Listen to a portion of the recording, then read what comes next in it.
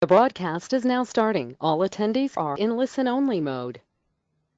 Well, good evening, everybody, and welcome to the Mid-Michigan Roundtable, sponsored by Manifest Investing and Better Investing. We'll be starting our actual program in about 6 minutes. This is Ken Kavula. I'm the chairman of the Mid-Michigan chapter, and we'd like to give you time right now to chat with us, to perhaps test your sound equipment, to see how the chat block works, to raise your hand if you have an inkling to want to do that, or just to sit back and listen as people talk about various kinds of things. I'm recognizing an awful lot of names on the list, so we're glad to have you with us tonight.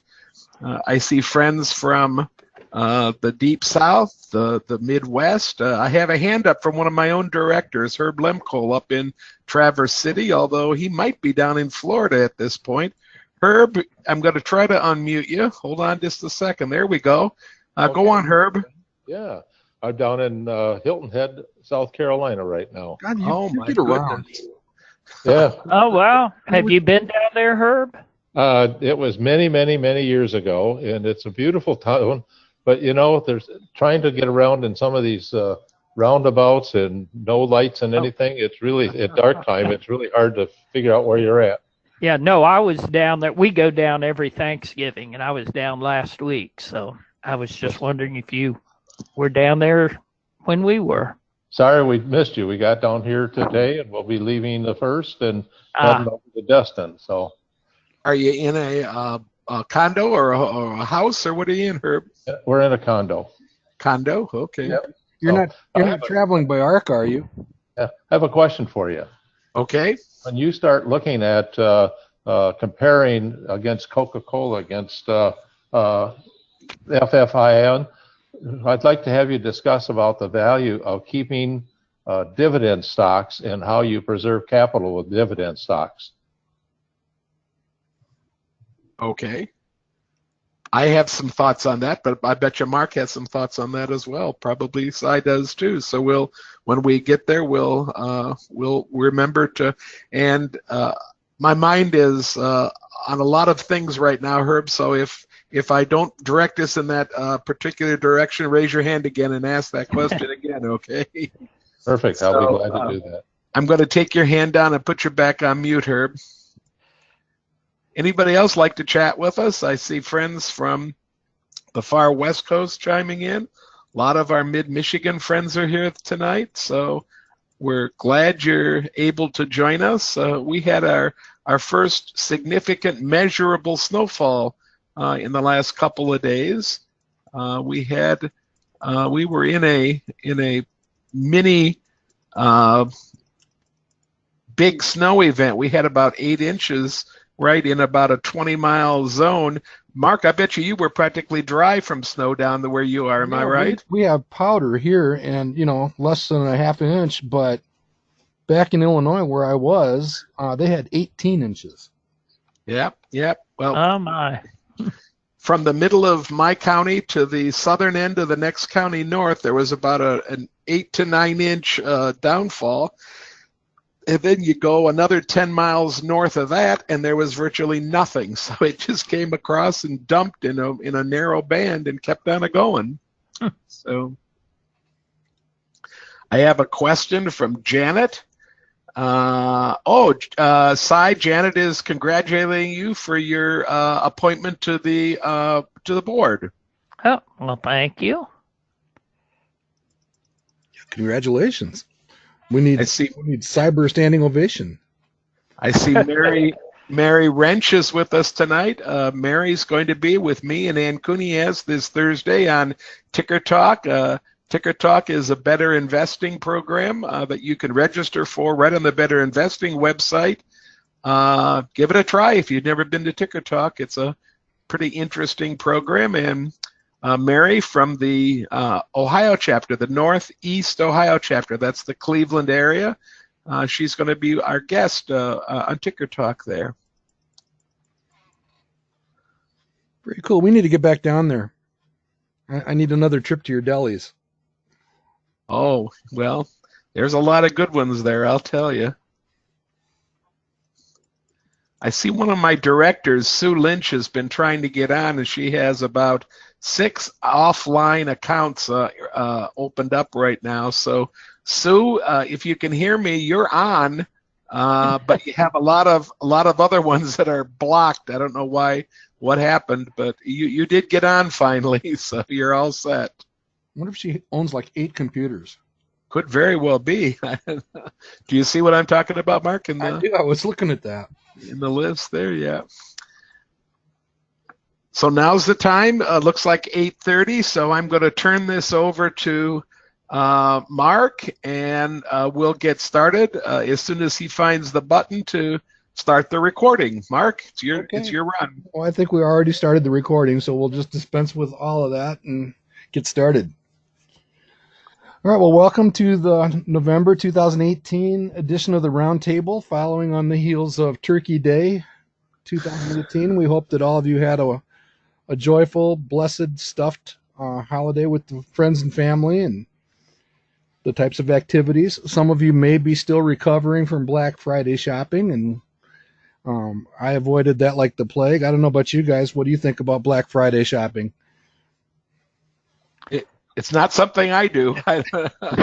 Well, actually, Barb and I kind of had a tradition of doing a little bit of that, but we've gotten away from it, and weather was pretty miserable in Hilton Head, so we stayed in for Black Friday. Well, the estimates of the number of Americans that actually do that are just staggering, and I think half of them were at our local mall, so we just drove by it on the interstate, but it apparently is a fun thing to do. But tonight we're going to be talking a little bit about some market perspective, and we have definitely gone through a bit of a speed bump. Many of us in the audience probably experienced pretty good setbacks in our portfolios in October and much of November. November not quite as bad as October, but still not the types of months we've become accustomed to over the last couple of years. And yeah, we have to look at it in terms of is it a speed bump or not? Is it terminal or is it temporary, in the words of Cy Lynch? But that's what we're going to be talking about tonight. Let's go ahead and get underway. Here's the official paperwork. Just as a reminder, no investment recommendation is intended for anything that we do here. This is all about education. Even more so, it's about demonstration, illustration of some principles and philosophies and methods, techniques, whatever you want to call them, on the practices done by the modern investment club movement to select and study stocks and manage portfolios. So that's basically what this is about. We will be demonstrating in real time some companies, so please heed the recommendation. Please do your own homework. We may hold a few of these securities in our portfolios. We'll let you know generally when that happens. You can have event email reminders sent to yourself or friends or family.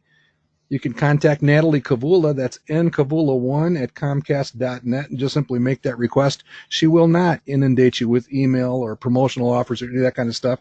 I believe you get 1 or 2 gentle reminders every month. Is that correct, Ken?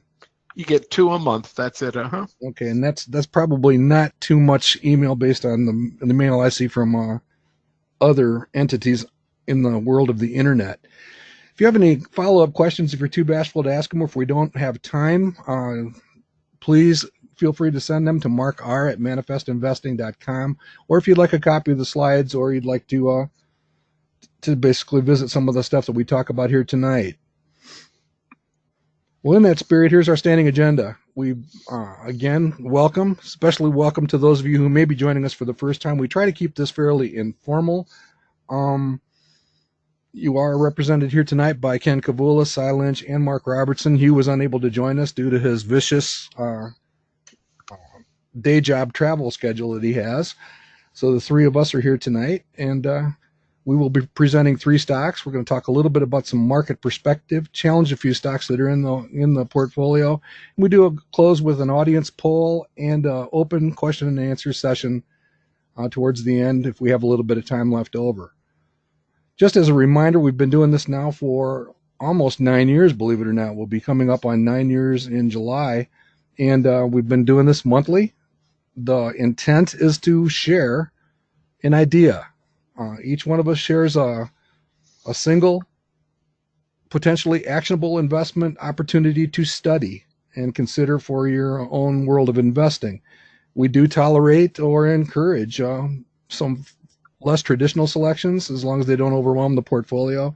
And we do keep track of all that we do. We keep a rate of return calculation for the portfolio. We'll take a look at that in a minute. We strive to beat the Wilshire 5000 by 5 percentage points over the long term. And we'd also like to see more than half of our selections actually outperform mirroring or matching selections in the Wilshire 5000. We use the Vanguard Total Stock Market Index, it's a mutual fund, to measure that performance.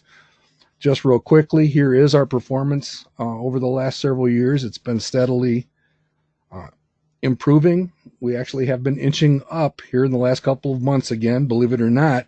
That's simply because we have lost less ground than the market has in the last couple of months. We've lost a little bit of performance over the long term, but the market lost more. And we are above that 5% threshold for the last, well over the last year. We are right now knocking at about 6% outperformance or excess return. And again, that is simply measuring the actual internal rate of return of the tracking portfolio minus what would have been done in the Wilshire 5000 stock market index. So again, that fairly strong performance, and we hope to keep it there. If we can manage to keep it there for another year and a half or so, we will be quite happy with that. Any comments or questions at this point, Ken? No, I'm very pleased. I'd like to see our us not hit so many clinkers. I'd like to see our outperformance accuracy move up just a little bit. But all in all, I guess if you can say that half of what you pick is going to outperform the market, that's a pretty good bragging point right there, I guess. Yeah, as long as the ones that outperform actually dwarf the ones who underperform, things work out pretty well. And, you know, there's always going to be that one or two stocks out of every five that don't perform. And we've learned over the years to not be surprised by that. So, again, I don't think we should be surprised when things don't work out every once in a while. Any thoughts on that, Si?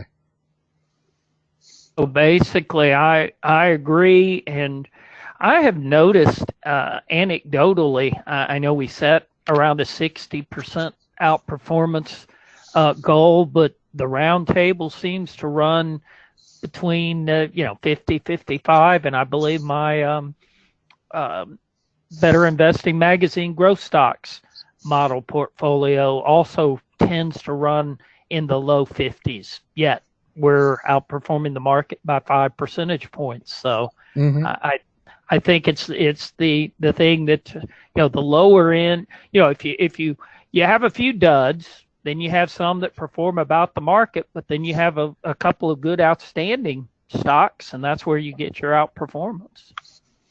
Yeah, and I guess to put things in context, when we look at the Motley Fool's Caps experiment that's been going now for many years, the one thing that we notice is the average participant there down in that 20, 30, 40% range fairly consistently. And, again, for the average investor, those type of numbers are fairly ordinary. So it's not something we obsess over, but we do like to be right as much, at least as often as we're wrong, etc. All right, let's go ahead. And I thought we'd spend just a couple of minutes here tonight. I'll try not to take too much time. We just got 4 or 5 slides talking about the current state of the market. We were talking about how the last couple of months have been pretty difficult. The all-time high in the market was attained on September 20th, 2018, so that wasn't that long ago. Seems like it was quite a while ago based on some of the drops in stock prices since then. And the question becomes, is it just another speed bump? And I think that's important perspective because I don't normally do this, but I sat and watched Fox Business News and CNBC today for quite a while. And I saw talking head after talking head after talking head come on and say they would not put new money in this market, that we needed to be scared of something. And I just find myself wondering, is this perhaps not just a speed bump? Now, the one in the picture there, that's a pretty nasty speed bump. But I don't know, this notion of the market being so frightening is kind of hard to chomp into for those of us that have been doing this as part of the modern investment club movement for decades. Any thoughts on that as a general subject, guys? I agree with you, Mark, and I think that the talking heads on TV have gone from being so optimistic a year ago, hawking stocks with PEs that I had to gulp 3 or 4 times just to take a look at, to today telling me that there's nothing I should buy. That pendulum is just swinging so far back the other direction right now, and I'd like to live somewhere in the middle of that pendulum swing. I still look at PEs. I still think they count, and I still think that no matter what the market, there's things that are attractive purchases. You just have to maybe spend a little bit more time looking for them sometimes. That's all.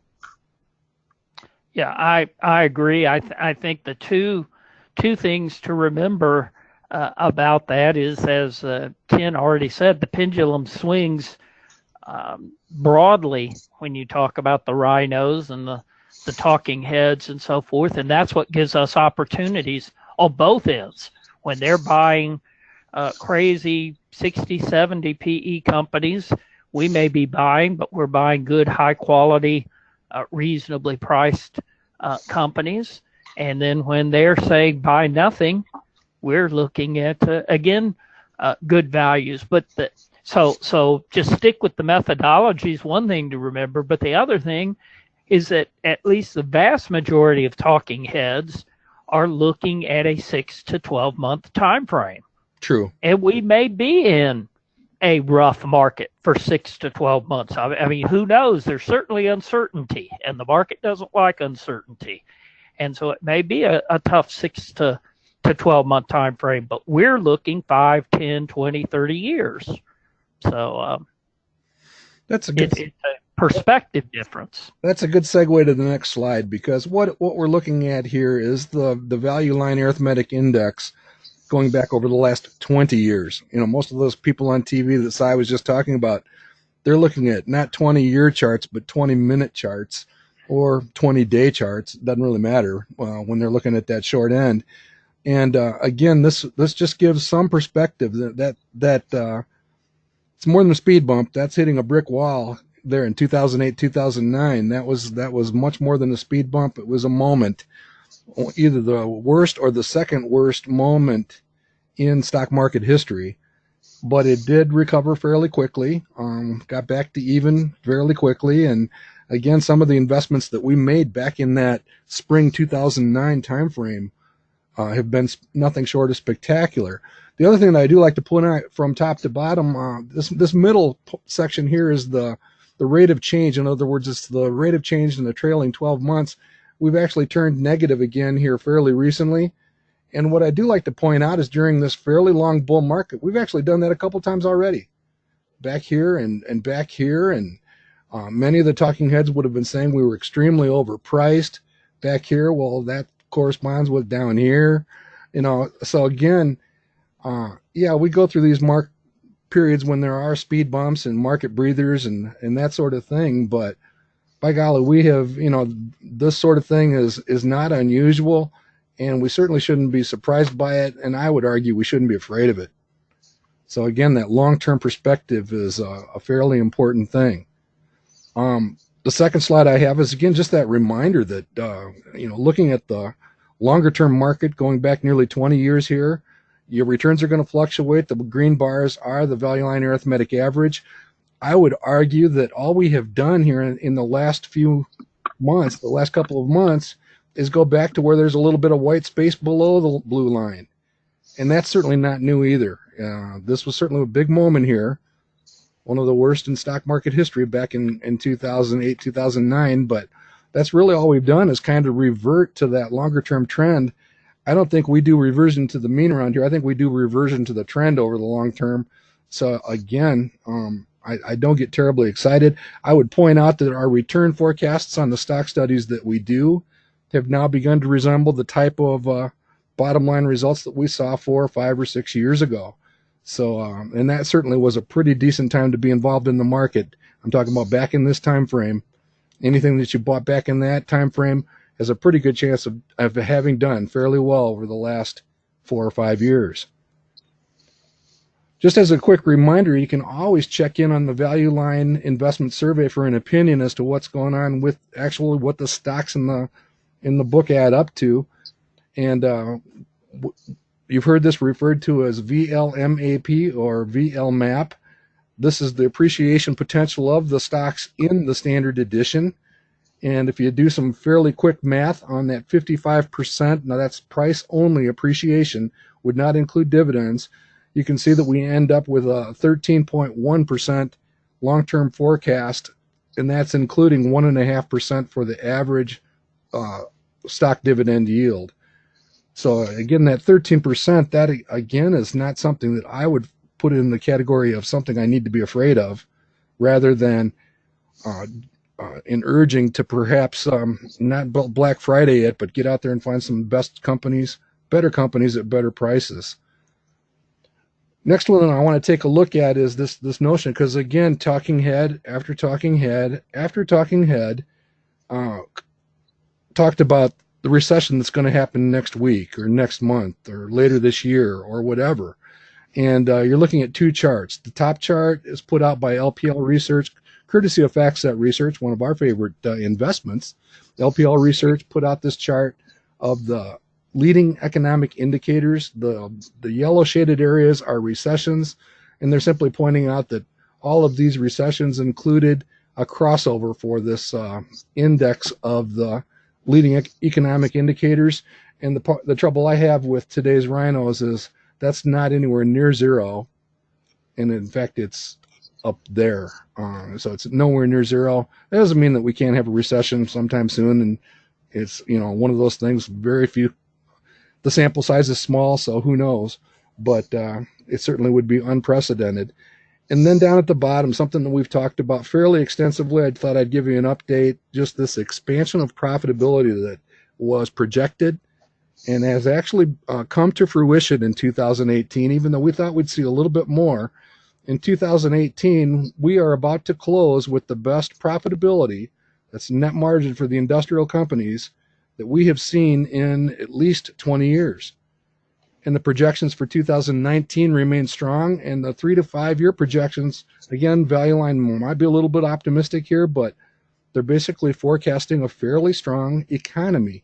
And again, the reason we bring this up is during a recession, what literally happens is what we see back here in this gray recession area from 2008, 2009. When the recession hits, the profitability of the companies that we follow get hammered, and what it tends to do is make stock selection guides tough to do for many companies, especially a company that might be a little bit on the fence or a little bit borderline on quality. You might even see some of those companies go into negative earnings in a period like that. So again, it tends to make stock selection guides tougher to complete, that sort of thing. So again, that's what a recession means to us in our modern investment club world. And we're not seeing anything close to that, at least not yet. And despite everything you hear on the nightly news. And last but not least, Morningstar, one of our favorite sources to go to, including Value Line. But Morningstar puts out a price to fair value for all of the companies that they cover in their coverage universe. And you can see that over on the far right, it's actually dipped down to a point where, remember those speed bumps I circled just a few minutes ago? That's this sort of thing going on. Moments of shopping opportunity, better shopping opportunity over the last few years. So things may have been a little bit overheated back approximately a year ago. And the flip side of that is, with the price corrections that we've seen in the last couple of months, there are some companies on sale again. So again, hopefully that can give you some perspective. Again, I don't see any reason to be afraid. I think the best thing to do is discover better companies at better prices, rinse and repeat. Any questions on any of that, guys? Any commentary? Well, I just like to do two things, Mark. If you could go back real quickly to that slide that had the Value Line front sheet on it, right there. I just like to look at that metric on the far left right there where it says the medium of estimated PE ratios, because that's a number that I tend to take a look at on a fairly regular basis, a weekly basis when my value line comes to me. And that number was considerably higher 6 or 8 or 10 or 12 months ago. That just tells me that things are getting more into my price range, and they're syncing more with what I think companies should have for PE ratios, but that's not a significantly low number like they hit in 2009. Right below the 16.4, you can see the low number from the last 10 years or so, way down to 10, and you can see that it was up as high as 18 just, 2 months ago? 2 months ago, and 26 weeks ago, a half a year ago, it was at 18 as well. So dropping 2 points, I think, is important. The other thing is I watch my par. That's a manifest investing measurement of an average par value within the database. And my par, which includes dividend, is up to around 9.5. And that 9.5 to 10.5 number has been a number that we've seen for decades now as an average value for stock market return. I don't think we're in trouble when we're looking at numbers like that. I think we're in an average kind of a place, and that means that we're going to find a fair number of stocks that are interesting purchases and that are sitting at interesting prices so that we'd want to purchase them. I think there's a lot of data pointing to be cautious, but there's a lot of good things out there right now that you might want to put some money into. Okay, I think we'll go ahead and press on. Let's go ahead and go to the portfolio and talk about the stocks that have generated that performance over the long term. This is the top 20 stocks in the tracking portfolio. They are ranked by their total size in the portfolio. You can breathe a sigh of relief because all on its own, Cognizant has returned back to the top. That's because Apple is taking a price breather. And, Apple last month was at 200 and I think $205 a share. You can see that it's not there anymore. So these are the companies, the top 20 in the portfolio. There's about 80 to 90 active positions. Up at the top, you can see the key is how many times have these been selected. So starting with Cognizant, you can see that Cognizant has been selected 15 times. With that, the way that to decode this graphic is we invest $1,000 into it every time it's been selected by a roundtable knight, damsel, guest knight or guest damsel, or the audience. So Cognizant has been selected 15 times. So $15,000 invested in Cognizant is now worth nearly, $24,600 if you want to look at it that way. So you can kind of break the chart down and see how many times these have been selected from top to bottom. You'll see a number of fairly regular household stalwart blue chip names in combination with a few that are a little bit off the general radar screen. And we love to see those come on here and perform. The single time or the smaller companies are very welcome here. Any comments about the 20 largest positions? Sorry, you're relieved to see Cognizant return back. I am relieved I didn't have to pick it this month to push it up, huh? That's right. Yes. I'm also relieved because it ended up at the top of a couple of my screens, and I was frightened that you might be going back there again.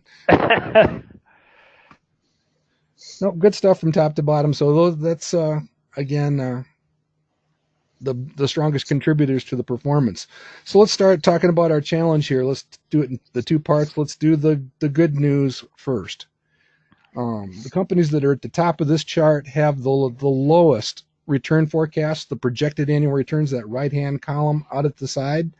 So what we're looking to do is watch for companies where their return forecasts have dipped down.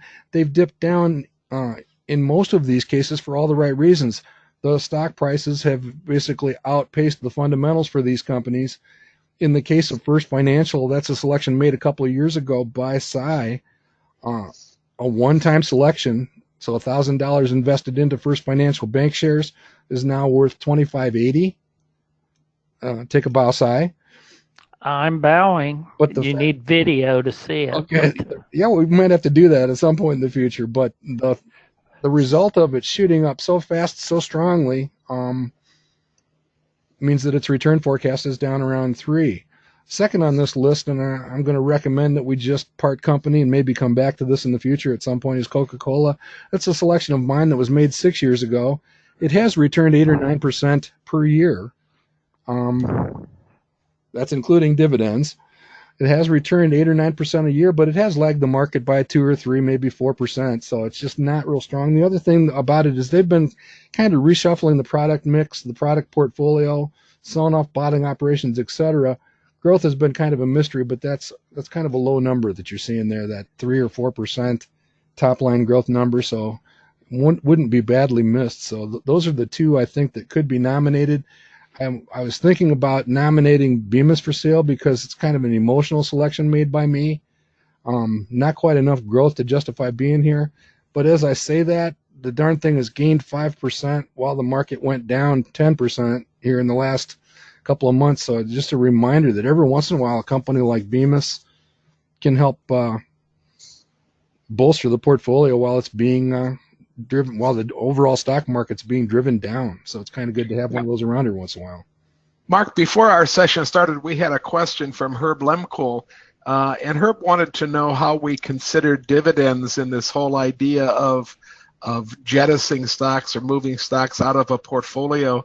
Herb, I want to direct you to that column that says par that Mark put an arrow on, and remind yourself and remind everybody in the audience that par includes the dividend. So that 4.9% is made up of 3.8%, 3.5% projected yield. If you look at the yield column right there, and these are approximates because they're forward-looking numbers, which means that the stock price appreciation for Coke is only about 1.4% if you do a simple subtraction. I'd like to, if this were an actual portfolio that I was holding myself, made up of a dozen or 15 stocks that I was committed to and actually managing actively, I would be asking myself a question about First Financial and Coca-Cola about whether they're core or non-core holdings. And if I consider them core holdings, I might wait to move them out of my portfolio until the par values move down to what I could get from a money market. I think in today's market, it's different than it was 18 months ago, but I still think you're only going to get maybe a 1.25%, 1.5% from cash. So we're still a couple of percent away from those money market returns if Coke and First Financial are core holdings.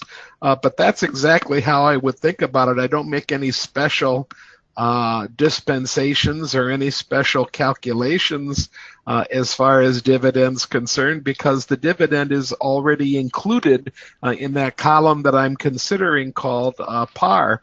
If Coke's par should go to 2%, then that means that while it's paying me 3.5% yield, some of that is because the stock price is not appreciating anymore then, and it's going the other direction. So you have to kind of keep in mind what the number means that you're reading.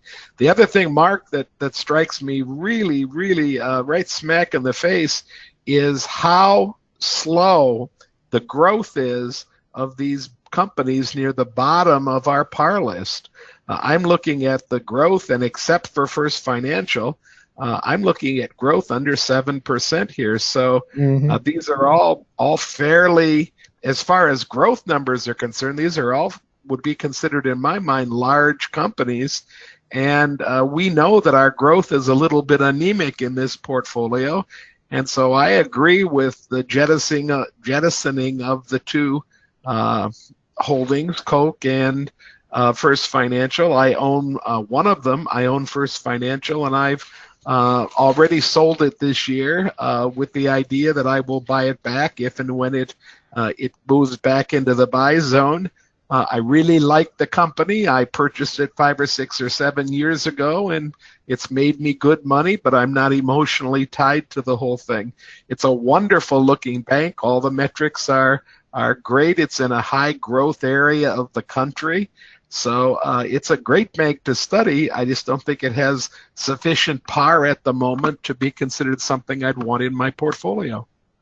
Yeah. Any surprises or thoughts there, Si, on First Financial? I mean, No, I think it has done well, and it is certainly a good candidate for taking the money and running. The only thing I would qualify from what Ken just said generally about Coke and First Financial, and specifically about First Financial, is while I would agree that both of those companies are core holdings normally, and therefore are probably in the lower end of return, but probably not susceptible to being jettisoned right away in a portfolio. I would say that with the qualification that the managed portfolio had a par for the portfolio above my par plus 5, which again, our portfolio does not. Now, again, this is a tracking portfolio, not strictly a managed portfolio, but just as we're looking at bolstering the growth rate, we should also be looking at bolstering the par. And so selling the two low par companies, even though they are core holdings, certainly fits our methodology of portfolio management. And I agree with Si 100%. And he and I both went wading into the acronym area right there. But basically, our portfolio can use some more potential, and you get more potential by selling those with the lowest potential. So I agree that these two can move out. Nothing bad about the companies at all, except they've really done very, very well in the recent past. Coke is at or near a 52-week, maybe an all-time high. yeah, and Coke is kind of a special situation too, where it's not your grandfather's Coke, and it really has changed. You could see that if you look at the net margin, the profitability bar graph on the lower left. I mean, this is a company that has transformed since the 1970s, and it's transforming again. And it's being met with higher PE ratios, but you can actually see, if you look at the very top there, the weaning off of the bottling operations is what accounts for that flatness in the top line, and it's a very difficult company to analyze, and that's kind of borne out by the value line reports over the last couple of years. Kind of one of those things where we'll kind of see how it shakes out ultimately, that sort of thing. So again, it's not bad news for any of these. These have all basically worked out. I'll throw Bemis on the pile too, because I figure what the heck, we might as well shed that low growth company and replace it with something higher. So let's go for all three of those. And the second part of the challenge has to do with the rule of 5 discipline that we've talked about here in the last several months. And anytime a company falls more than 20% behind the Wilshire 5000, in other words, if the Wilshire 5000 went down 10% after you bought a stock, and the stock that you bought went down 30, you would be more than 20 percentage points, or you would be 20 percentage points weaker than the Wilshire 5000. And again, that 20 is kind of the magic number. We'll talk about that here in a minute. But the top two on the chart, by the way, Ardelyx has taken another hit, dropping about 30% here in the last month. Ardelyx was presented by Hugh in October, back just before Halloween, and it's taken another dip. But the top two get a speculative exemption because it's the type of company that could have a dramatic upside to it, and we'll give those two an exception. But the other 1, 2, 3, 4, 5, 6 positions we think should basically be sold under the rule of 5 discipline. And as an example, we've graphed LCI Industries, which is one we are somewhat emotionally attached to. It's a heck of a good story, presented by Kim back in August 2017. Actually proceeded to gain some 30% over the next 5 or 6 months, beating the market by some 20 or 30% for a few months, but something's going on. And you can see by that price chart down at the bottom, back in May of this year, we got our first signal where it was lagging. The stock price for LCI Industries was actually lagging the Wilshire 5000 by more than 20%.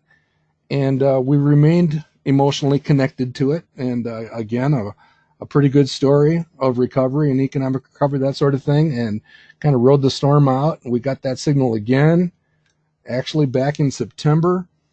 And I would argue that by not exercising the discipline of walking away from it and giving it a timeout, we're not saying it's a bad company, still consider it to be a pretty wonderful opportunity, in fact, under the right conditions, but it has dropped another 20% and now basically does trail the market by 26 percentage points since it was first added. And you can probably look at fairly similar situations for those other companies. We'll just argue that let's deploy the discipline and walk away. The only one that gives me a little bit of heartburn tonight is Alliance Data, Si, because that shows up on a buy list tonight. Yes, and the one comment that, and I know ADS, Alliance Data, because as you can see, I brought it to the portfolio, and I have on a few other occasions as well, and I also own it, so I'm more familiar with it. But the one or a concern or question that I have of this relative return discipline, if it is a single purchase, then I understand at least the logic behind it. I may or may not, I have some questions with where you put the parameter, but I understand the theory. And if we're testing the theory, then it's good. My question with ADS, and I was trying to look real quickly with Skyworks and LKQ, and I could not see on the charts, but we have 6 other positions in Alliance Data. True. In the portfolio. True. If ADS is a sell because something's going on, then you should be selling all 7 positions. What's the magic about this position as opposed to the others? Well, this is one we really have to wrestle over, because I don't know if you were here before we got started and heard Ken and I talking, but I lobbed a very simple question. We've got this 20% number. Does it make sense for that 20% for there to be a single number, whether it's a non-core or a core holding? And maybe that's part of the answer to the question. One of the questions that we've been asking. It's not exactly what you're asking about the single position out of 7. I tend to think of that as, you sell the one lot and maybe that's a bit of hedging. I don't know. But again, it comes back to just this possible logic that maybe a single minus 20% number is not ideal. We don't want to get too complicated. And we go back to keep it simple. But, should ADS have a different number than, I don't know, Skyworks, Right. That's one thing. And of course also you say that you're doing a speculative exemption, but you could almost argue a speculative back to the core non-core as to where you sell based on projected average return going forward. Again, on the methodology, should speculative have a broader range to fall, or should speculative actually have a narrower range? Exactly. To say this was speculative, we missed it, therefore let's sell and preserve. Whereas a core, you're willing to give it a little bit more leeway. I mean, I don't know. These are all questions because, again, I understand this. We're playing around with this selling. And we've opened up this debate about multiple positions right from the very beginning. At the very beginning, if you remember, we did sell all the positions in something rather than just the one that had fallen. And then we talked it back and forth and ended up where we're at the moment. I still think that it might make some sense for us to look at the average price of the average purchase price of the different shares that we own for a particular entire position and see where it rests with relation to the market.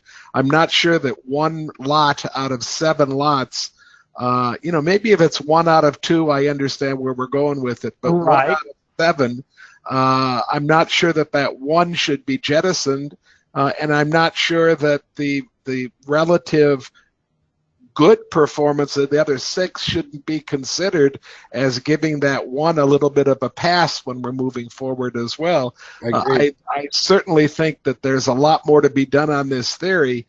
Right now, the only thing that I could make myself comfortable with, Cy, when we finally finished the discussion before the meeting tonight, the only comfort that I had was that we're collecting data points to see whether any of this stuff really works, and we might as well keep a few data points and see what's happening, Sure. And the other thing that I would say, I think the number of positions and would make a difference if you were in a fully managed real money portfolio. Oh, absolutely. The other thing that I think would consider, and I'm pretty sure I have picked Alliance Data since this holding, Yes. but would be the timing of it. If this happened to be the most recent purchase, I might be more inclined to say that you should look at selling a little bit to include more of the other 6 positions more closely than if this was, say, the first position. Ooh, I like Because, that. I like that a lot. I mean, if this was the first purchase, it was just coming into a value, and part of the reason it was coming into a value is that the market was a little bit concerned about it. And we've continued buying in, and we just bought it a little too soon relative to the rest of the market, and we should hold it. On the other hand, if this was the most recent purchase and it's tanked just because we had gain in that are holding up the others, it may be that the market is trying to tell us something going forward. Yeah, and that 22 makes it difficult too, Si, that 22.4 relative return when our cutoff is 20. If that number were 32 or 42 or 52, I think we'd have a lot easier time of making some decisions about it as well. Right. Yeah, I don't think we'd want to spread that much, but yeah, I understand the concept.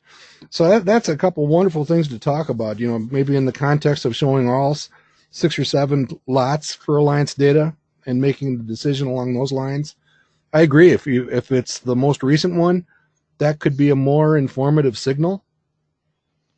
So yeah, we should do that, and maybe we do explore a little bit more fully what we do with core versus non-core. Mark, maybe we have some time in Turnout Tuesday coming up in a couple of weeks. Maybe we have some time to consider these 4 stocks, LCII, which I know we have more than a single position, ADS, Skyworks, and LKQ. I know we have more than one position in all of these. Maybe we can put 20 minutes into looking at that and trying to codify some of these things into a couple of additions to our discipline that we've been talking about. Okay. All right, so let's go ahead and press on. What I thought I would do is jump ahead. I usually wait and save my screening results until just before I make my stock presentation. But this week, as the guys are turning in the stocks that they're interested in and perhaps going to present, they all showed up on my list. So therefore, I'm going to take credit for anything that works out tonight. Is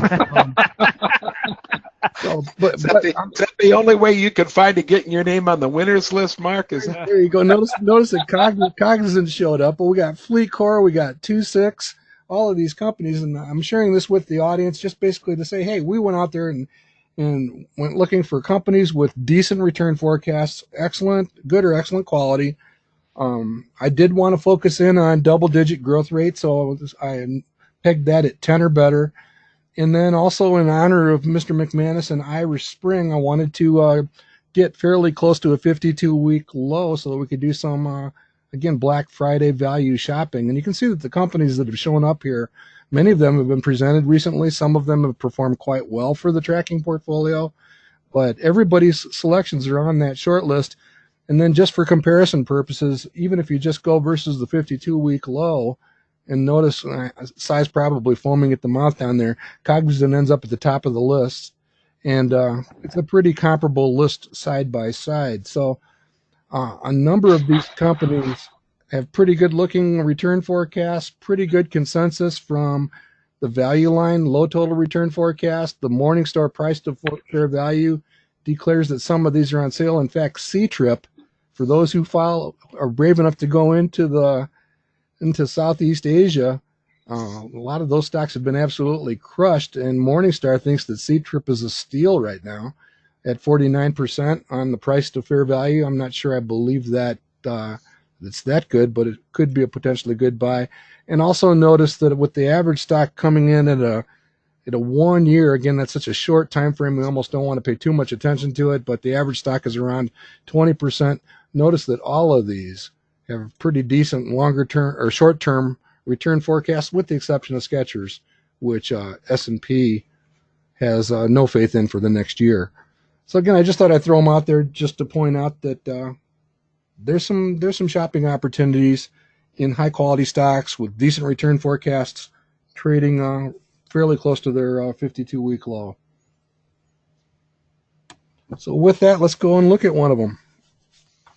Okay, this is FleetCor. I will tell folks that I do own this stock. I've owned this stock for, maybe 3.5, 4 years now. I've been quite pleased with what's going on, and I have added to the holding a couple of different times during my tenure as an owner. Next slide, please, Mark.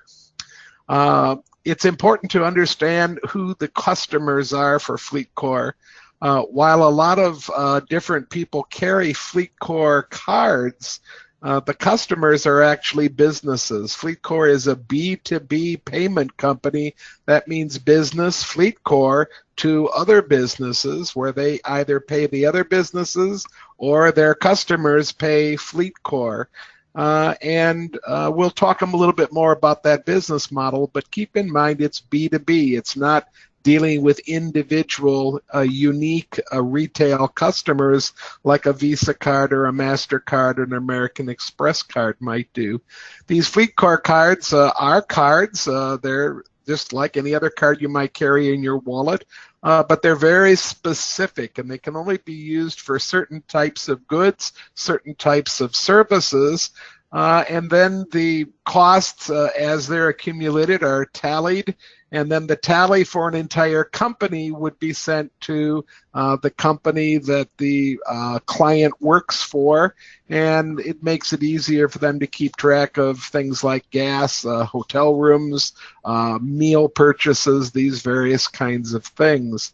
You can see that there's a number of different revenues down there, 3 billion transactions per year, so the cards are used quite a bit, 8,000 employees globally, and 750,000 plus merchants, 800,000 plus businesses that give this card out to people that the businesses employ. Next card, please. 5 product categories. You can get a FleetCor card, which is good only for fuel. You can't take it into the convenience store and buy a pop with it, or buy some of the junk food off the racks, or a beer or anything else. The card is only good for fuel. You can get a card, and they're called payables, and that allows you to get a little bit more on the card. But again, there's very specific limits as to what you may and may not buy with the card. Some of the cards are good for only tolls. Some of the cards are good for only lodging. And then there's a gift card program where businesses that issue gift cards can give specialized gift cards to their employees for different types of services or goods, depending on how the company defines it. Next slide. The customers benefit, and remember, the customer is a business now. It's not an individual, but it prevents unauthorized purchases, and that's the biggest benefit of all, as seen by the customers themselves. It also keeps reporting simple and automated. It's a very secure type of system. because the card requires identification to go along with the card. And of course, the identification has to come from the same business that gave you the card in the first place. And then the cards bring with it certain savings in almost all these categories. If you buy such and such with your FleetCor card, you get it for less price than a person might pay if they're using a Visa or a MasterCard. Next slide. You can see the revenues coming. About half the revenues come from fuel. 2/3 of their operation in the U.S., a large chunk in Brazil, a little bit in the United Kingdom, and then 10% of their business elsewhere in the globe. Next slide. You can see the pluses going to the cards again. I love this greater than 90% annual revenue retention. The revenue is recurring. The cards are very sticky. And once a business moves with FleetCor, it tends to stay with FleetCor. And that gives it a very predictable earnings future, which you can model and which you can depend on going into the future. The revenue is fairly diversified, and the revenue comes in both directions. Revenues come from the merchants that honor the card, and it also comes from the business customers that provide the cards to their employees. High margins, we'll see that as we move, and that low capex is very important. Very little capital expenditures needed for this particular business. You don't have to build factories or stores all over the country to make this business operate. Highly, highly profitable. Next slide. You can see that right now a lot of the business is in the US, the UK, and Brazil. That's 31% of the world's gross domestic product and represents about 90% of FleetCor's revenues. That's how you read this chart. The rest of FleetCor's revenues right now are coming from the top 20 geographies and a little tiny slice from the rest of the world. Notice that FleetCor does not have a presence at all in a lot of Europe and in Southeast Asia, as well as the Middle East. So this is one of FleetCor's big thrusts, to be able to grow into that geography and to make that a piece of their income stream. Next slide.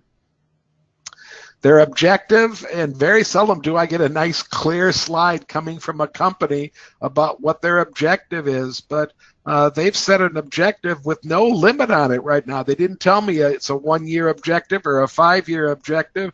They said that their objective period is to grow earnings per share by 15 to 20% a year. They believe in mostly organic growth. They are willing to make accretive acquisitions when the opportunity presents itself, but they're not wildly into acquisition. And they do a little bit of share repurchase, but nothing that we would consider dramatic. Next slide. Here's the chronicle from FleetCor, from Manifest Investing, and it's a place that I always like to check before I put any real money down. I like to follow that blue line. That's the quality rating for FleetCor, and notice how nice and dull and flat and horizontal and boring that it is. That's the way I like it. I'd love to see that number stick up around 95, 96. I think right now the current quality rating, I think, is 99. So it's a great kind of a quality line to have, and it's what I insist on for an investment. I also like to see that red line. That's monthly values of par at the last day of the month. And you can see on the last day of October, that par value was sitting at near an all-time high for the last 4 or 5 years right now. Follow that across. You don't see a high except back in November, maybe 2015. So that's really good. And right now, that's approximately where the par still is for FleetCor as we look at it today. Next slide. We're looking now at the SSG Plus from Better Investing. Certainly the lines look really good. I've added the net income line just to show that there was a slight tax issue in 2017. Notice the distance between the pink and the orange line. The orange line represents net income or income after taxes have been paid. And notice the distance in 2017 between pink and orange. Compare it to 2016. You see that distance got shorter. That means they paid less tax. That's due to some deferred tax payments that were made. They didn't end up having to pay as much as they thought they were going to have to pay because of the new tax law. So that gives them a one-time windfall. Probably that third quarter dot, which is kind of floating off to the right there, is on trend as much as any of the other dots that we're looking at right now. And we're moving down from an artificially elevated 2017 earnings number right there, earnings per share number. So I'm comfortable to project from that last piece of quarterly data, which is what I did. I estimated sales going forward at 10, earnings going forward at 14%. Next slide, please.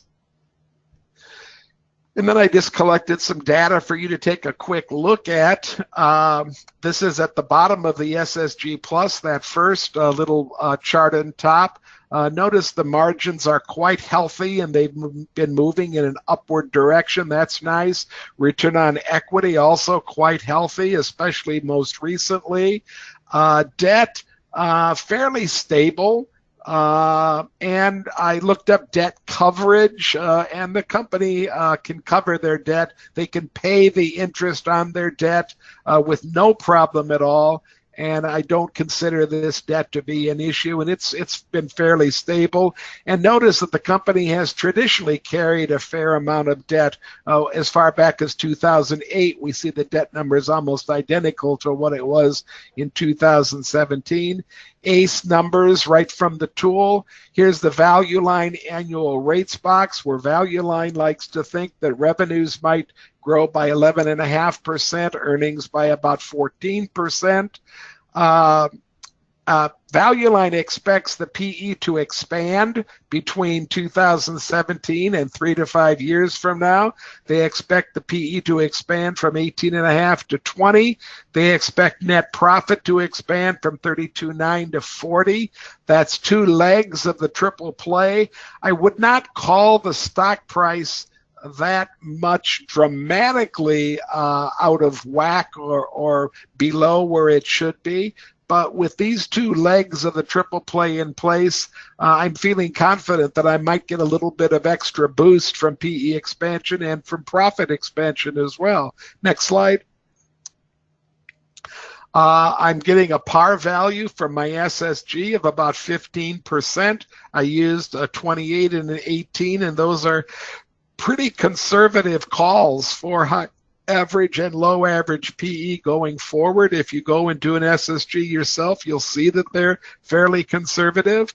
I'm looking at Manifest. I'm getting a 14.4. That gives me really great validation for my own study. I love it when the two numbers are very, very close together, as these two are right here.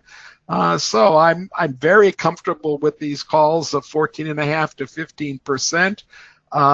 Without the average, if I'm looking at my high PE in the high 20s, it might go as much as 19.5 or 20% relative return. But let's stick with the 14.5. That's enough for me to say, let's give it a try in the portfolio. We have bought this in the portfolio before, so this will not be the first holding.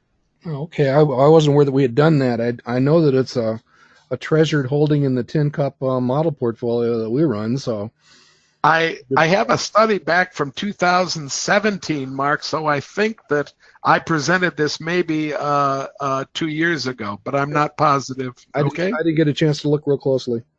Okay. Right, so let's go ahead, Si. Let's ramp it up with another laser-related company, 26. All right, Mark, you can. Everybody can see here the 26 sales very consistent, and earnings are also pretty consistent. A little bit of hiccups there early in the decade, but has been pretty steadily up since then. Next slide. And this is, as I usually show each month, where I got the idea. I did a stock search this month, and you can see the criteria I did was just a little under the sweet spot, looking for par of 14%, and I did end up capping it at 20, just to cap on the high side, quality of 80, and financial strength of 80 as well, both of which I think are suitable for this market, relatively aging bull. And you see the results that I got. I thought that Align Technology and Amazon, the projected PEs were higher than I really wanted to deal with. I'm not a fan of oil and gas services or refiners and distributors, so I eliminated those. LCI, I believe, is currently in the portfolio, though I didn't mark it as such. And also, I just was not real comfortable with recreational vehicles, so I pulled it out. EPAM is in the portfolio, as is ADS and Schwab, and I decided to go with a new company, 26, which, as you can see, is near the top of the screening results, with a potential par value, according to the analyst defaults, in manifest of 16.9%. Next slide. I usually do at least a quick industry study when I'm looking at a new company. This particular chart is ranked by quality, and because I'm looking for high quality companies, best of the best.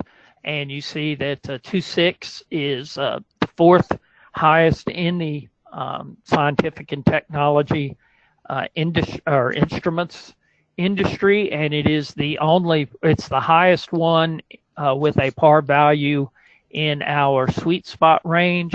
You do see MKS Instruments, a little bit lower quality, although still excellent. It's the highest par in the industry. So again, it looks like 26 is both one of the leading companies in the industry from a quality perspective, and also a good value at the time. Next slide.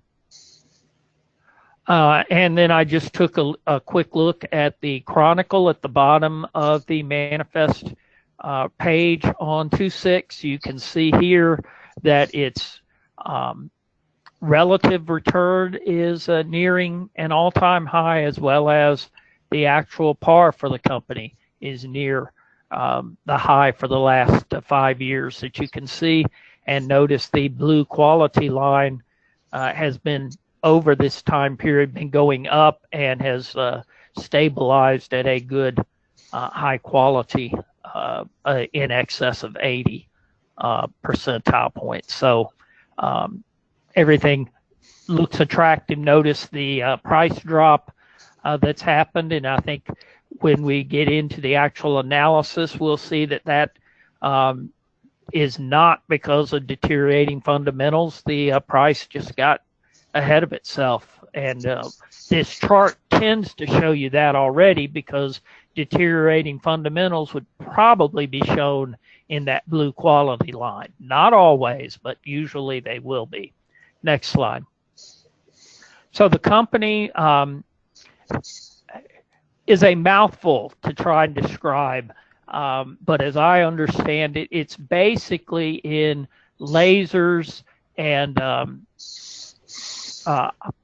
optoelectronic items. They do a lot of business in fiber optic communications, and also both in raw materials that go into advanced semiconductors, as well as lasers and equipment that manufacture advanced semiconductors. They operate in 3 segments: the photonics segment, the laser solutions, those are the 2 biggest segments, and then also performance products, which are equipment related to those other areas. I think that products that's hanging there, that must have been something left over from a previous slide, because I'm not exactly sure why I stuck that there. Next slide. Here is an overview of the company. The name of the company, 26, comes from the periodic table of elements. Groups 2 and group 6, they combined, when the company started, the founder combined elements from those two groups to produce infrared materials that were the first components for the company, and to memorialize that, he named the company 26. You see the geographic distribution of sales in that first circle, mostly North America, then Europe and China being the next areas of market, as well as Japan and the rest of the world. Then the three segments, again, you see that photonics is the largest segment by revenue, then laser solutions, and then the performance products. And then you see the industries. Again, 26 sells not to end consumers like you and me, but similar to FleetCor that Ken was talking about. They sell to manufacturers and other producers of end products, and they generally sell to just about every market you can imagine. Industrial, the biggest area is optical communications, which essentially is what we would call fiber optics, although it does involve other areas. They have a significant military component as well that you can see there at 11%. The industrial component is the lasers and other equipment that go into manufacturing processes. Next slide. I put this slide in, and you can see this entire presentation if you go to the company's website. But they're showing here that part of their growth strategy has been acquisitions in their area of expertise or in related areas, and that they have done a good job over the last 8 to 9 years of bringing in new companies. That's important because of the next slide that I'm going to show you. They just announced the beginning of this month a proposed merger with Finisar Corporation, which is another laser and communications related company. It actually will more than double the size of 26. The boards of directors have approved the transaction. It's still subject to shareholder approval and regulatory approvals. They're looking to close the transaction the middle of 2019. It will, again, as I mentioned, roughly double revenue to $2.5 billion as opposed to about $1.2 billion where 26 is right now. And then you see the end markets that they will be operating in, and it will roughly double the employee worldwide base as well. Next slide. Here's their explanation of why the transaction is strategically smart for the company. It increases the size, makes it one of the largest photonics and compound semiconductor companies in the world. It combines some of their strongest markets as well as bringing in complementary expertise in datacom and telecommunication from the merger candidates side to add to 26's area. And then they do expect to have some cost synergies over the first 3 years. I'll go ahead and mention Value Line isn't completely convinced that they'll realize the cost synergies, but they think that most of these other rounds are good, solid reasons for the merger. Next slide. And then these are my judgments. I projected sales right at the sales projection for that Manifest had by default from the analysts. And by the way, at least mine, and I believe the analysts as well, do not have the merger taken into account in these figures. So 12% sales growth. Net margin, I was much more conservative. I just used the 5-year average. Pre-tax margin along with the projected value line tax rate going forward, taking into account the Tax Reform Act of last year. So I came up with a lower net margin than value line is projecting. But again, pleasant surprises are nice. Notice, though, that value line, or really the Manifest overall consensus analysts, have a much lower PE forecast than I decided to use, again, based on that's roughly a median, 10-year median PE forecast.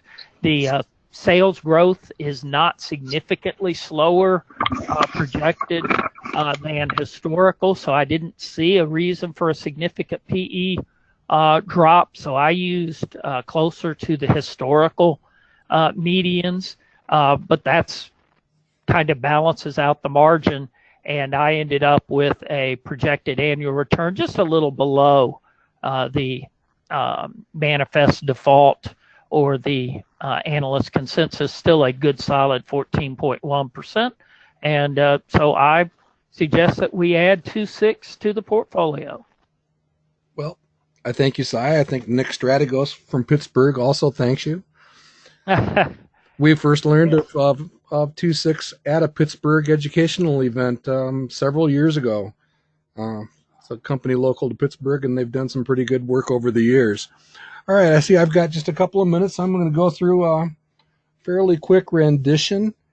I'm going to go with Facebook tonight. It was third on the list that I put up a few slides ago. I wasn't comfortable with the Mexican airport group yet, and I think I'll just show you real quickly a little bit about DICOM, but Facebook is having its second face plant since its inception, or since its initial public offering. The first one was back in 2012, and this one is of similar magnitude. They have issues. This is not a company without issues. It is a company that, for the first time in its history, has delivered a year-over-year negative return. So it'll be interesting to see if they sort these things out. We know that they will be doing more with compliance. They expect the cost of compliance to go up at a growth rate faster than their top-line growth rate. So they have challenges. But the question that everybody always asks in a situation like this is, one, is it a falling knife? I have no idea. Second, is the bad news priced into the stock? That we can at least make a guess at. I'll come back to DICOM here in a minute. Here's a quick look at the company. And again, without belaboring it too much, we have seen it go from the 200-ish price range down to 135. So a lot has been taken out. There's no expectation of tremendous slowdown in the growth rate, but we are still talking about an upper teens type growth rate for the company. And there is some concern that they won't maintain those margins at 40%, but it's a heck of a good place to start. As you can see down here from this chart, they've been in that range, and many times technology companies are able to sustain that. I would expect them to possibly drop down into that 35 to 40 range going forward, but we'll leave it at 41 for now, per the analyst consensus. And again, some compression of the PE ratio versus a year ago, but again, not too much. Certainly a company, if they can deliver on those operating fundamentals, that could deliver an upper 20s type forecast. But again, who knows whether it's a falling knife or not. But if it's not a falling knife, yes, I do believe that as Si mentioned and Ken seconded several minutes ago, the pendulum does tend to swing too far. In some situations, this could be one of those situations. You see a return forecast in the mid-20s. You can see that the low total return forecast, according to Value Line, has actually topped 20. So this is a potential situation where the pendulum has swung pretty far, and the sentiment is really stacking up against the company. By the way, the top line sales growth forecast number is based on that circle up at the upper right, discounting the rapid growth of the past and basically only accounting those 3 data points in that sales growth forecast trend formation. So again, it's kind of a flyer, a bit speculative, a bit turnaround. A lot of things could happen. We are staring down the barrel of potential government intervention, which, by the way, we heard on the news with General Motors here over the last day and a half. So that type of thing could happen. But I'm going to go ahead and roll the dice a little bit with Facebook. It has a high growth rate, and it is pretty pervasive. One of the things that I hang my hat on is after they went through all their tribulations a few months ago, they actually experienced an uptick in subscriber and site activity. It didn't actually back down and slow down at all as most people expected. So we'll give Facebook a run. So with that, Ken, I think we can go ahead and hit the poll. Ken, you're probably muted. I don't hear you if you think you're talking to us.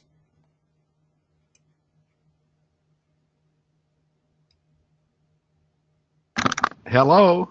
I can hear you now. Oh, well, I was muted, but my light didn't go on. All it takes is your mouse and just pick one of these 3 stocks or none of the above.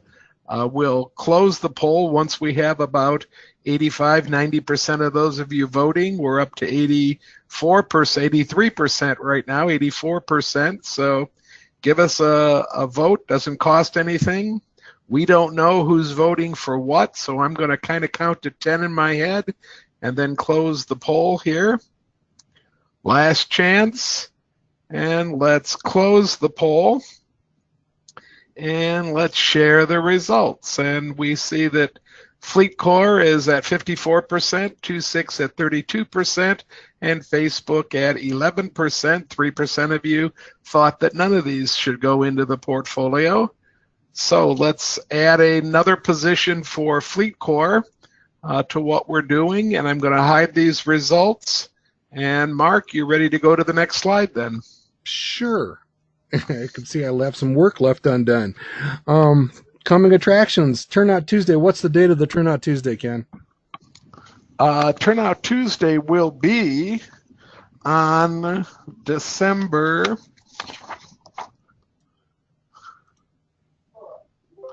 4th. Thanks, Natalie. Did you hear her? Okay. Yeah. And how about the December roundtable? And the December roundtable, we haven't set a date for yet, Mark. Just after, it's going to be the Tuesday after Christmas, but we'll definitely be out with the notices on that. Well, Christmas is on a Tuesday. That's why we haven't set a date for it yet. Okay, we'll figure it out. I was going to say Tuesday after Christmas is New Year's. Oh, Mark, we're not going to do that.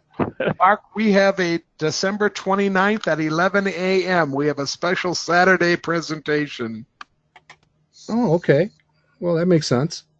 Okay. All right. And then Ken and I will be in Chicago and Pittsburgh in March and May in the National Convention with all of us, including Cy and Hugh will be in Chicago this year, May 16th through the 19th. We've got a few other dates forming, but if you are with a chapter and have any interest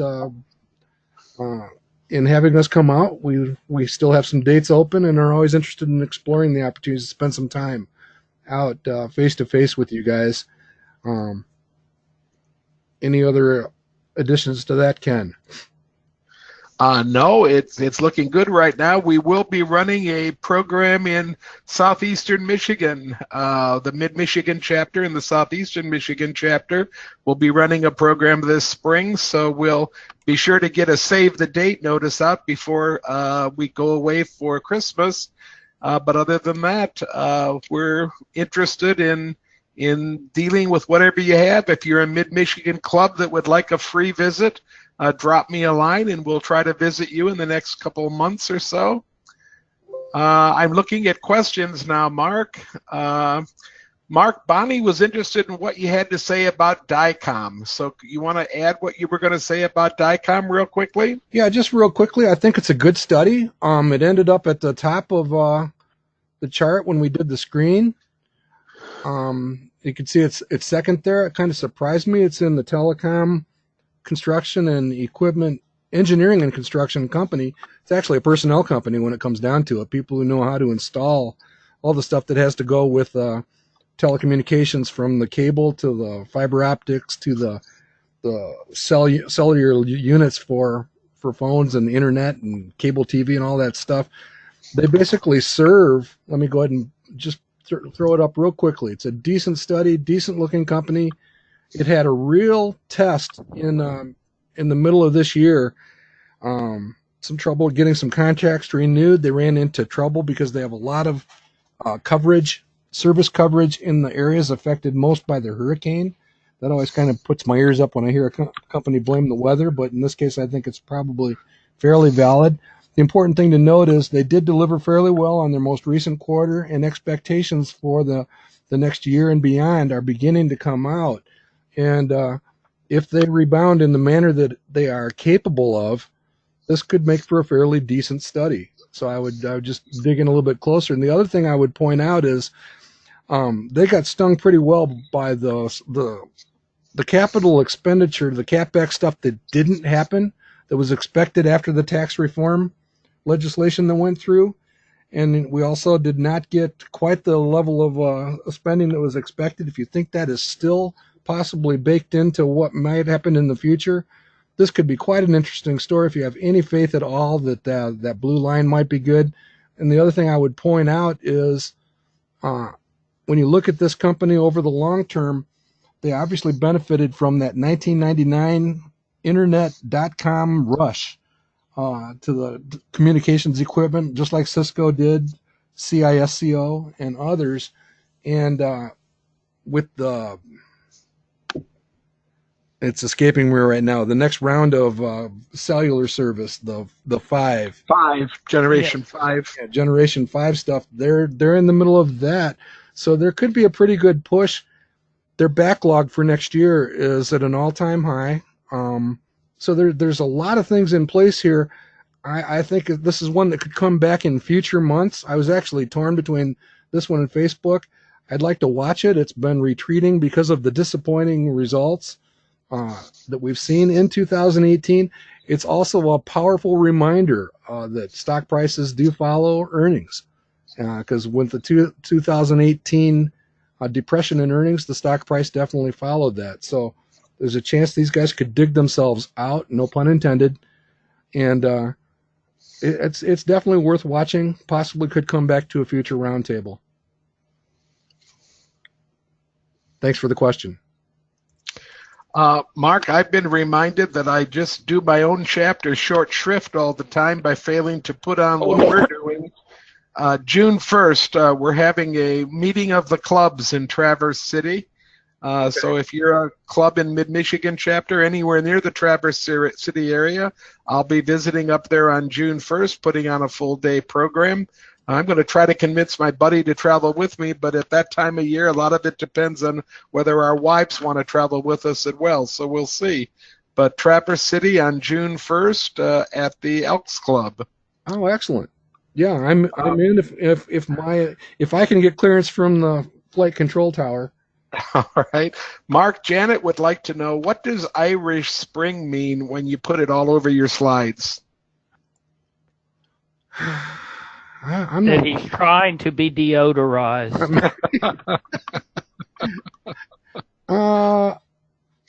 Irish Spring, for many of our community are familiar with my favorite screen, which was referred to as the Ivory Soap Screen, where we search for the top 99.44%, whatever. So that Ivory Soap Screen is one of our favorites.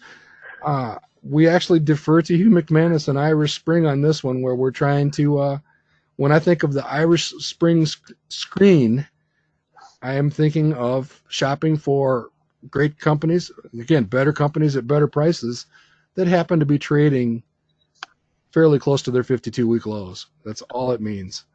And that Irish Spring graphic that you see in here is just defining that range. Again, we're shopping for companies that are at the low end of that 52-week range. and trying to find some winners.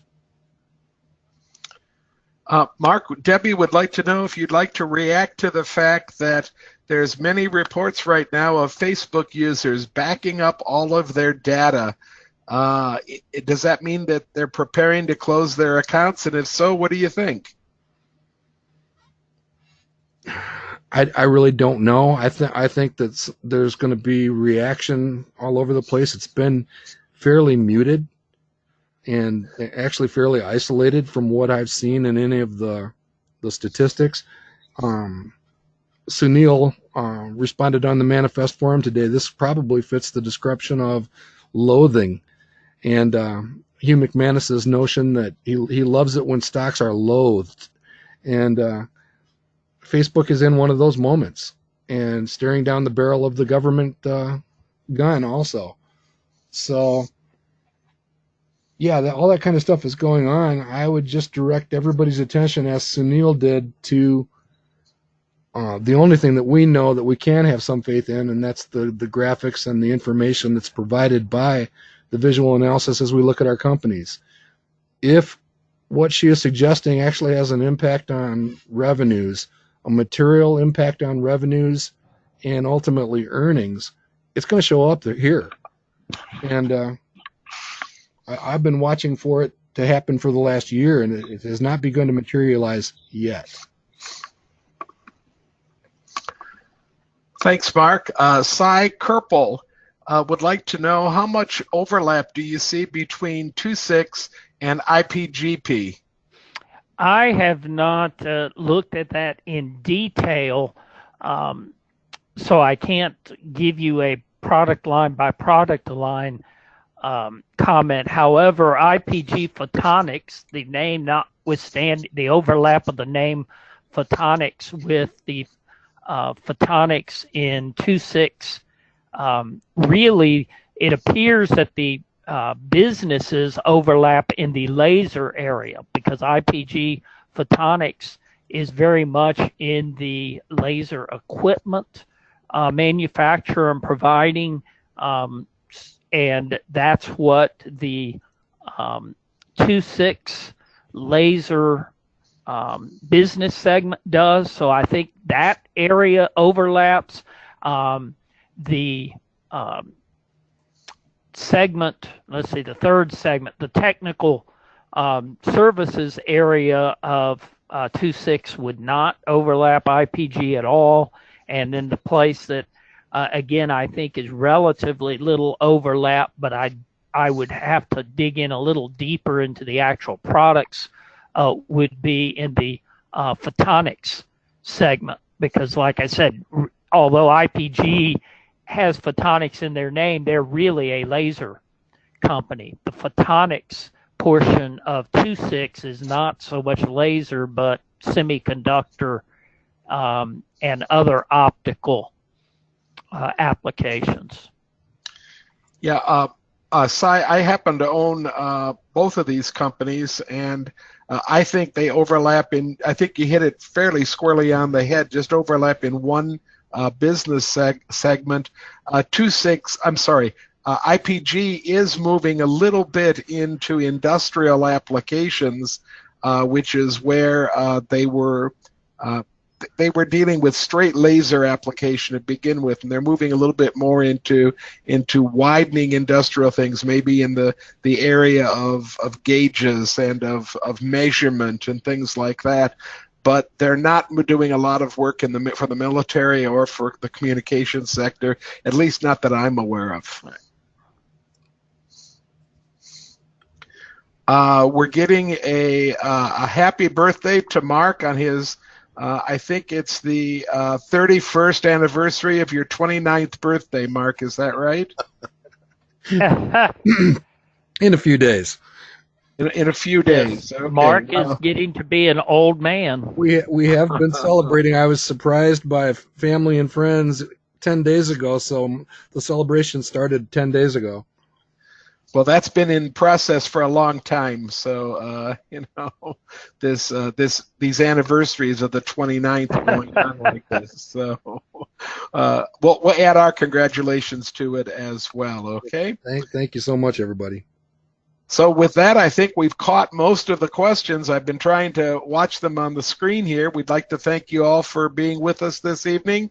A big thanks, as usual, to Cy, and a big thanks to Mark, because without these two guys and without Hugh's help, we couldn't put this thing on for 9 straight years. Mark's right. Our 9th anniversary is probably closer than ever right now. So with that, we'll say Merry Christmas to everybody, because the next time we see you will be after Christmas. So have a great Christmas holiday. And again, on Saturday, the 29th of December at 11 in the morning Eastern Standard Time, we'll be with you, and we're going to give it a try and see if we can attract an audience. Thanks, folks. Good night, everybody. Merry Christmas, Good night. everybody. Thanks. Merry Christmas.